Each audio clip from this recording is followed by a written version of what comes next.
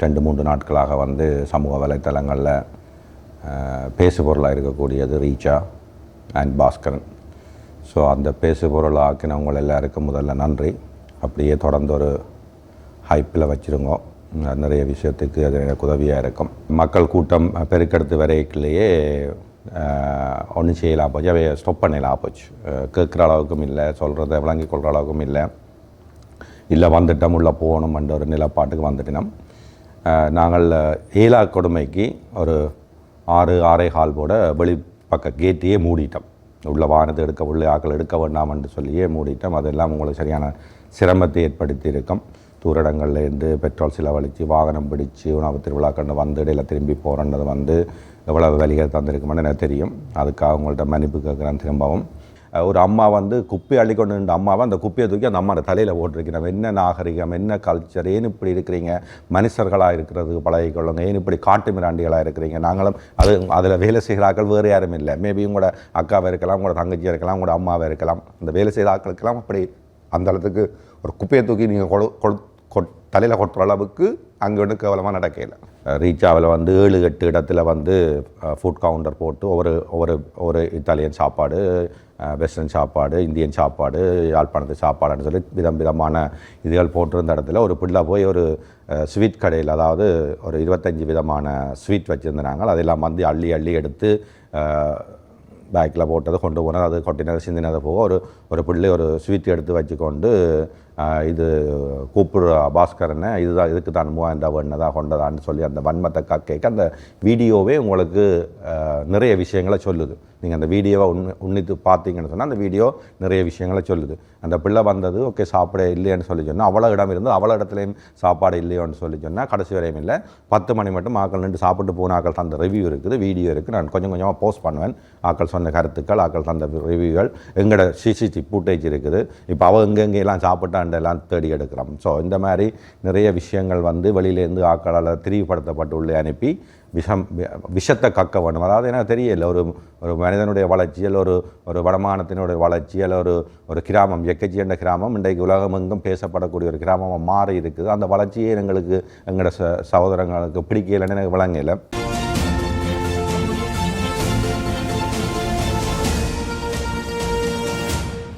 IBC சொந்தங்களுக்கு வணக்கம். பாஸ்கரனின் வந்து ஐபிசி தமிழில் தன்னுடைய சொந்த மீடியாவில் விளக்கம் கொடுக்கலைன்னு சொல்லி புதுசாக ஒரு பிரளயம் வர்றதுக்கு இடையில் நானே வந்து ஐபிசியோடாக ஒரு என்ன நடந்த விஷயத்தை தெரியப்படுத்தலாம்னு நினைக்கிறேன். உங்களுக்கு தெரியும், 2-3 நாட்களாக வந்து சமூக வலைத்தளங்களில் பேசுபொருளாக இருக்கக்கூடியது ரீச்சா அண்ட் பாஸ்கரன். ஸோ அந்த பேசுபொருள் ஆக்கினவங்க எல்லாருக்கும் முதல்ல நன்றி. அப்படியே தொடர்ந்து ஒரு ஹைப்பில் வச்சுருங்க. நிறைய விஷயத்துக்கு அது எனக்கு உதவியாக இருக்கும். சரி, ரீச்சாவினுடைய உணவு திருவிழா 7, 8, 9, 10 4 தினங்கள் திட்டமிடப்பட்டு 6 மாதத்துக்கிட்ட அதுக்கான பணிகளை செய்து எங்களுடைய பிள்ளைகள் வந்து இரவு பகல இருந்து வரக்கூடிய சொந்தங்களை வந்து மகிழ்ச்சிப்படுத்தணும் என்ற நோக்கத்துக்காக மிக சிரமப்பட்டு தான் விழாவை ஏற்பாடு செஞ்சிருந்தோம். முதல் நாள் வெள்ளிக்கிழமை ஆரம்பித்தது. கிட்டத்தட்ட 2000 உறவுகள், எங்களுடைய உறவுகள் தாயத்தில் பல பிரதேசங்கள்லேருந்து வந்திருந்தார்கள். எந்தவித ஒரு சலசலப்பும் இல்லாமல் மிக நேர்த்தியாக மகிழ்ச்சியாக எல்லோரும் வடிவாக சந்தோஷமாக சாப்பிட்டு போனார்கள். அடுத்த நாள் 8ஆம் தேதி சனிக்கிழமை எங்களுடைய ஆன்லைன் புக்கிங் வந்து ஒரு மத்தியானத்தோடையே க்ளோஸ் பண்ணியிருந்தாங்க. காரணம் என்னென்னு சொன்னால், கூடுதலான ஆட்கள் புக் பண்ணியிருக்கிறபடி அதை ஸ்டாப் பண்ணியிருந்தாங்க. வரக்கூடிய கோல்களுக்கு வந்து தொலைபேசி அழைப்பில் வந்த நபர்களை சொன்னாங்க, இன்றைக்கு கூட்டம் அதிகமாக இருக்குது, நீங்கள் நாளைக்கு இல்லை நாளன்றைக்கு வாங்க, அதாவது ஞாயிற்றுக்கிழமை இல்லை திங்கட்கிழமை வாங்கன்னு சொல்லி.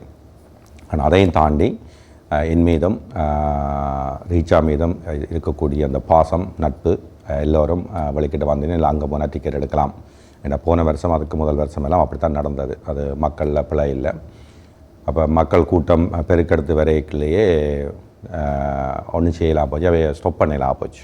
கேட்குற அளவுக்கும் இல்லை, சொல்கிறத விளங்கி கொள்கிற அளவுக்கும் இல்லை வந்துட்டோம் உள்ளே போகணும்ன்ற ஒரு நிலப்பாட்டுக்கு வந்துட்டினோம். நாங்கள் ஏலா கொடுமைக்கு ஒரு 6-6.15 போட வெளிப்பக்க கேட்டையே மூடிட்டோம். உள்ள வாகனத்தை உள்ளே ஆக்கள் எடுக்க வேண்டாம் என்று சொல்லியே மூடிட்டோம். அதெல்லாம் உங்களுக்கு சரியான சிரமத்தை ஏற்படுத்தி இருக்கும். தூரடங்கள்லேருந்து பெட்ரோல் செலவழித்து வாகனம் பிடிச்சு உணவு திருவிழாக்கண்டு வந்து இடையில திரும்பி போகிறன்றது வந்து எவ்வளவு வலிகள் தந்திருக்குமென்னு எனக்கு தெரியும். அதுக்காக உங்கள்கிட்ட மன்னிப்பு கேட்குறேன். திரும்பவும் உள்ளுக்கு வந்த ஆக்களுக்கு வந்து நெரிசல்கள் ஏற்பட்டு பிள்ளைகள் சப்பாத்து தலைச்சி ஆக்கள் சிறுப்ப தலைச்சி ஆக்கள்னு சொல்லி அம்மா அப்பாவை நசிச்சு ரண்டி பெரிய கஷ்டப்பட்டு தான் உள்ளே வந்த நீங்கள். இது வேணுமென்று நாங்கள் செய்யலை. நாங்கள் மேக்சிமம் சரியான முறையில் திட்டமிட்டு இருந்தோம். ஆனால் அப்படி இருந்தும் நாங்கள் எதிர்பார்த்த ஆக்களை விட கூடுதலாக வந்ததுனால இவ்வளவு சம்பவம் நடந்தது. இது வந்திருக்கக்கூடிய மக்களுக்கு ஏற்பட்ட விரயங்கள் சிரமங்களுக்கு ரியலி சாரி, மன்னிச்சு கொள்ளுங்க. இனிமேல் இப்படியான சம்பவங்கள் நடக்காமல் ஏற்பாடுகள் செய்கிறதுக்கு நாங்கள் எங்களை தயார்படுத்தி கொள்கிறோம். இது ஒன்று. ரெண்டாவது வந்து அன்றைய தினம் உள்ள வந்த ஆக்களுக்கு சாப்பாடு இல்லை அல்லது பிரச்சனை வடிவ சாப்பிட இல்லைன்னு சொன்ன ஆக்களுக்கு காசை திருப்பி தரலாமான்னு சொல்லி சொன்னான். நீங்கள் இந்த வெள்ளிக்கிழமை மத்தியானம் 12 மணி மட்டும் அதுக்கான ஒரு டீமை போட்டு அவைகள் வந்து அதுக்கான வேலையை செஞ்சு கொண்டிருக்கிறேன். நீங்கள் கால் பண்ணி உங்களோட ரிசீப்ட் உங்களோட ஒரு இது தந்திருப்பினம், ஒரு டோக்கன் ஒரு ஸ்லிப்பான தந்திருப்பினம், அதை போட்டு எடுத்து அனுப்பினாலே போதும். அதை வந்து இப்போ வெரிஃபை பண்ணி போட்டு உங்களோட அக்கௌண்ட் நம்பரையும் கொடுத்தீங்கன்னு சொன்னால் அந்த அக்கௌண்ட் நம்பருக்கு காசை ட்ரான்ஸ்ஃபர் பண்ணி விடணும். ஆல்ரெடி வந்து 2000க்கும் மேற்பட்ட மக்கள் வந்து தங்களோட காசை எடுத்துட்டு வண்டைக்கு அதிலேயே நிறைய பேர் ரெண்டு குழம்பி அடித்து காசுகளை பறித்து ரெண்டி ஓகே அதில் எல்லாம் நம்ம எடுத்துக்கொண்டு போயிட்டோம். பட் இருந்தாலும் மிச்ச ஆக்கள் வந்து மனச்சாட்சியின்படி நீங்கள் சாப்பிடல, நீங்கள் அந்த நிகழ்ச்சி என்ஜாய் பண்ணல என்று நினைக்கிறார்கள். ஃபோன் பண்ணி காசுகள் எடுத்துக்கொள்ளுங்க. ஆனால் 6 மணிக்கு வந்த நீங்கள் 10 மணிக்கு வெளியில் போய்க்க வந்து காசை கிளைம் பண்ணுறது, அப்போ நீங்கள் 4 மணித்தேரம் உள்ள என்ன செய்த நீங்களான்ற ஒரு கேள்வியும் இருக்குது. மனச்சாட்சியின்படி நடந்து வந்தீங்கன்னா நல்லம். ஏன்னு சொல்லி சொன்னால் நாங்களும் இந்த நிகழ்ச்சியை ஏற்பாடு செய்தது வந்து 4 நாளுக்கு பிளான் பண்ணினாங்கள். இந்தியாவிலேருந்து சேஃப் மேர், லண்டன்லேருந்து சேஃப், இந்தியா இந்த மியூசிக் குரூப், இலங்கையிலேருந்து பல பாகங்கள்லேருந்து டான்ஸுகள், கலைஞர்கள், பறை இசை, பொம்மலாட்டம், சிலம்பாட்டம், அது இது நிறைய பேரை புக் பண்ணி வச்சுருந்தாங்க. ஆனால் 4 நாளைக்கு புக் பண்ணாலும் 2 நாள் தான் நிகழ்ச்சியாக நடந்தது. ஸோ எவ்வளோ காஸ்ட் இருக்கும், அவ்வளோ மரக்கறிகள் வாங்கியிருப்போம், அவ்வளோ மீன் வகைகள் வாங்கியிருப்போம். அது 2 நாளையில் மிச்சம் 2 நாளையும் சாமான எவ்வளோ வீண் பிரியம் போயிருக்கும், எவ்வளோ பெரிய கடின உழைப்புகள் அதில் இருந்ததுன்னு அவங்களுக்கு தெரியும். மனச்சாட்சியின்படி உங்களுக்கு அந்த காசை பெற்றுக்கொள்ள வேணும். நான் ஒன்றும் சாப்பிடையில், ஒன்றும் என்ஜாய் பண்ணையில், டிஜே பார்க்கையில், பாட்டு பார்க்கையில், வெளிச்சங்கள் பார்க்கையில்னு சொல்லிச்சுன்னா நீங்கள் தாராளமாக கிளைம் பண்ணி எடுத்துக்கொள்ளுங்க. வெள்ளிக்கிழமை 12 மணிக்கு முதல். சரி, அடுத்தது இந்த உள்ளுக்கு நடந்த சம்பவங்கள். உண்மையில் பொதுமக்களுக்கு இவ்வளோ சிரமங்கள் வர்றதுக்கான மெயின் காரணம் வந்து குறிப்பிட்ட நபர்கள் என்று சொல்லி 1-2 நபர்கள் இல்லை, ஒரு குழுவாக பல குழுக்களாக வந்து உள்ளே வேண்டுமென்றே நிறைய விடயங்களை ஸ்பாயில் பண்ண, அதாவது விரயம் செய்திருந்த ஆக்களுக்கு தள்ளு முள்ளு ஏற்படுத்தினது, சாப்பாடு சரியில்லை என்று சத்தம் போட்டது, ஒரு ஒரு ரீச்சாவில் வந்து 7-8 இடத்துல வந்து ஃபுட் கவுண்டர் போட்டு ஒவ்வொரு இத்தாலியன் சாப்பாடு, வெஸ்டர்ன் சாப்பாடு, இந்தியன் சாப்பாடு, யாழ்ப்பாணத்து சாப்பாடுன்னு சொல்லி விதமான இதுகள் போட்டிருந்த இடத்துல ஒரு பிள்ளை போய் ஒரு ஸ்வீட் கடையில், அதாவது ஒரு 25 விதமான ஸ்வீட் வச்சுருந்தாங்க. அதெல்லாம் வந்து அள்ளி எடுத்து பேக்கில் போட்டது கொண்டு போனது, அது கொட்டினது சிந்தினது போக ஒரு பிள்ளை ஒரு ஸ்வீட் எடுத்து வச்சுக்கொண்டு இது கூப்பிடுற பாஸ்கரனை இதுக்கு தான் 3000 ரூபா வேணுனதாக கொண்டதான்னு சொல்லி அந்த வன்மத்தை கேட்க அந்த வீடியோவே உங்களுக்கு நிறைய விஷயங்களை சொல்லுது. நீங்கள் அந்த வீடியோவை உன்னித்து பார்த்தீங்கன்னு சொன்னால் அந்த வீடியோ நிறைய விஷயங்களை சொல்லுது. அந்த பிள்ளை வந்தது ஓகே சாப்பிட இல்லைன்னு சொல்லி சொன்னால் அவ்வளோ இடம் இருந்து அவ்வளோ இடத்துலையும் சாப்பாடு இல்லையோன்னு சொல்லி சொன்னால் கடைசி வரையும் இல்லை 10 மணி மட்டும் ஆக்கள் நின்று சாப்பிட்டு போன ஆக்கள் தந்த ரிவ்யூ இருக்குது, வீடியோ இருக்குது. நான் கொஞ்சமாக போஸ்ட் பண்ணுவேன். ஆக்கள் சொன்ன கருத்துக்கள், ஆக்கள் தந்த ரிவ்யூகள், எங்களோட சிசிடிவி ஃபுட்டேஜ் இருக்குது. இப்போ எங்கெங்கெல்லாம் சாப்பிட்டாண்டெல்லாம் தேடி எடுக்கிறோம். ஸோ இந்த மாதிரி நிறைய விஷயங்கள் வந்து வெளியிலேருந்து ஆக்களால் திரிவுபடுத்தப்பட்டு உள்ளே அனுப்பி விஷத்தை கக்க வேண்டும். அதாவது எனக்கு தெரியல, ஒரு மனிதனுடைய வளர்ச்சியில் ஒரு வடமானத்தினுடைய வளர்ச்சியில் ஒரு கிராமம், எக்கச்சி என்ற கிராமம் இன்றைக்கு உலகமெங்கும் பேசப்படக்கூடிய ஒரு கிராமமாக மாறி இருக்குது. அந்த வளர்ச்சியே எங்களோட சகோதரங்களுக்கு பிடிக்கலைன்னு எனக்கு விளங்கலை. அந்த வன்மத்தின் உச்சமாக அந்த வார்த்தை பிரயோகங்கள், வேலை செய்த ஆக்களுக்கு அடிச்சிருக்கணும், வேலை செய்த ஆக்களுக்கு தூசரத்தால் பேசியிருக்கணும், இந்த முதலாளிகிட்ட 3000 ரூபா கொடுத்துருக்க நீ வந்து என்னோட படம்னு சொல்லியிருக்கணும். ஒரு அம்மா வந்து குப்பை அள்ளிக்கொண்டு இருந்த அம்மாவை அந்த குப்பையை தூக்கி அந்த அம்மாவோட தலையில் போட்டிருக்கணும். என்ன நாகரிகம், என்ன கல்ச்சர், ஏன் இப்படி இருக்கிறீங்க, மனுஷர்களாக இருக்கிறதுக்கு பழகிக்கொள்ளுங்க, ஏன் இப்படி காட்டு மிராண்டிகளாக இருக்கிறீங்க. நாங்களும் அதில் வேலை செய்கிற ஆக்கள் வேறு யாரும் இல்லை. மேபி உங்களோட அக்காவை இருக்கலாம், உங்களோட தங்கச்சியாக இருக்கலாம், உங்களோட அம்மாவை இருக்கலாம். அந்த வேலை செய்த ஆக்களுக்கெல்லாம் அப்படி அந்த அளவுக்கு ஒரு குப்பையை தூக்கி நீங்கள் தலையில் கொட்டுற அளவுக்கு அங்கே ஒன்று கேவலமாக நடக்கல. ஸோ அந்த அளத்துக்கு ஒரு வன்மத்தை ஒரு காட்புணர்ச்சியை தெரியலை எனக்கு. என்ன நீங்கள் எதிர்பார்க்குறீங்க? அதாவது ரீச்சாக க்ளோஸ் பண்ணிவிட்டு பாஸ்கரன் வெளிநாட்டுக்கு போகணுமென்னு எதிர்பார்க்குறீங்களா, அல்லது தொடர்ந்து இப்படியான நிகழ்ச்சிகள் வரும்போது நீங்கள் வந்து இந்த மாதிரியான சேட்டைகளை செய்து அதை வைரலாக்கணும்னு நினைக்கிறீங்களா? தெரியல. ஸோ என்னவாக இருந்தாலும் மனுஷராக நேசிக்க பழகுங்க. அங்கே பணிபுரிகிற ஆக்களுக்கு வெளியில் போய்க்கெல்லாம் ரோட்டில் வச்சு அடிச்சிருக்கிறீங்க. என்ன தம்பியாக்கள், என்ன பழக்கம், என்ன நியாயம்? நீங்களும் ஒரு தாய் பிள்ளை, நாங்களெல்லாம் ஒரு ஒரு ஒரு ஒரு விடுதலை நோக்கி, ஒரு தேசத்தை நோக்கி போராடினேன். நம்ம ஒன்றா தானே போராடினோம், ஒன்றா தானே எல்லாம் செய்தோம். ஒரு நிகழ்ச்சி நடக்க நன்மை தீமை வேறு ஓகே ஏற்றுக்கொள்கிறோம். அதுக்கான பொறுப்புகளை நாங்கள் ஏற்றுக்கொண்டு உங்களுக்கான நஷ்டங்களை தர்றதுக்கு தயாராக இருக்கு. நீங்கள் என்னத்துக்கு வேலை செய்கிற ஆக்களோட இப்படி ஒரு அநாகரிகமாக ஒரு குப்பையை தூக்கி ஒரு அம்மாவோட தலையில் போடுறேன்னா உங்களுடைய அம்மாவுக்கு போட்டதுக்கு சமன். ஓகே, வெக்கி தலைகுனிங்க. ஆனால் இதெல்லாம் செய்து போட்டு வாசலில் வந்து காசையும் கிளைம் பண்ணி எடுத்துகிட்டு இப்போ காசு தருவணுமென்னு தொடர்ந்து ஃபோன் பண்ணி காசை எடுத்துக்கொண்டு சமூக வலைத்தளங்களில் நடந்த வீடியோக்களை அப்படி போட்டு இப்படி போட்டு திரும்ப திரும்ப திரும்ப திரும்ப அதை பூதாளமாக்கி கொண்டிருக்கீங்க. ஓகே, ஒன்று சொல்கிறேன். நீங்கள் என்ன நோக்கத்துக்காக இது எல்லாத்தையும் செய்கிறீர்களோ அந்த நோக்கம் கடைசி வரை நிறைவேறாது.